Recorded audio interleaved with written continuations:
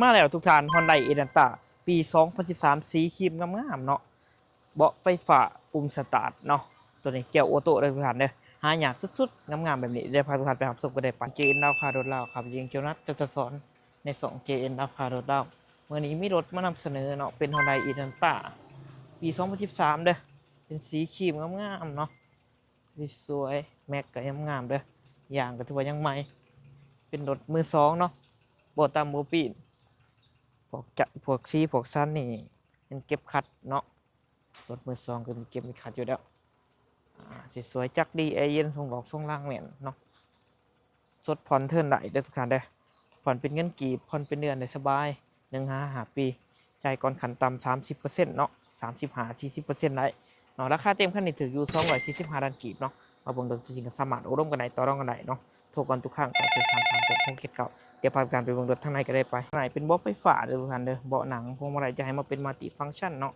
ปุ่มสตาร์ทเนาะกระจายรีโมทเกียร์ออโต้6 สปีดเนาะเบาะหนังเด้อทุกท่านเด้อคันนี้เนาะสวยๆตัวไรบ่คักบ่แน่คือเบาะมันขาดทางหน้าเฮาสิห่มหอยใหม่เด้อกว้างขวางสะดวกสบายรถเดิมงามบ่ต่ำบ่ปีนเด้อทางในคนขับเป็นเกียร์ออโต้เนาะได้2 ระบบเลยแอร์ออโต้เป็นแยกโซนมีกล้องหน้ากล้องหลังให้พร้อมเนาะซ้อมแต่งใส่ตัวนี้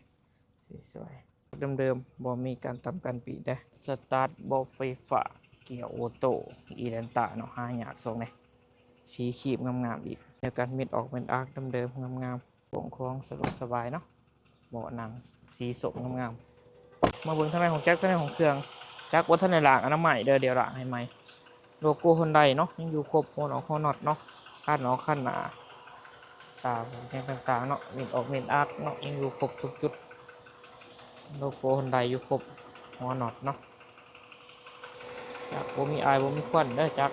สีปกติเนาะปกติเลยจากเป็นนิ่มเนาะเดี๋ยวออโต้คันเนาะคันหนาเนาะออกเม็ดอาร์คอยู่ทุกจุดทุกบอลเด้อ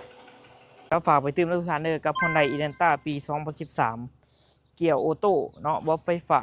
ปุ่มสตาร์ทเด้อทุกท่านเด้อกล่องจอครบกล่องหน้ากล่องหลังเนาะสีครีมงามๆรถเดิมบ่ต่ำบ่ปิดเนาะราคาคันนี้ถืออยู่245ล้านกีบเอาแท้กระรุดได้หลายสำหรับท่านใดพาคนมาซื้อมาขายมีค่าแนะนำให้เนาะเริ่มต้นเนาะคันหนึ่ง1 ล้าน5ล้านกีบโดยสำหรับรถเก๋งรถกระบะนี่เป็นเดิมต้น5ล้าน55ล้านกีบมาบนรถจริงกับสมาร์ทโอ้ร่วมกันได้ต่อรองกันได้เนาะโทรก่อนทุกครั้งก่อน733ตัว679ใน2 JN ราคาโดนลาวขับเจงโจนัสแต่สอนขอขอบใจท่านได้เจอกัน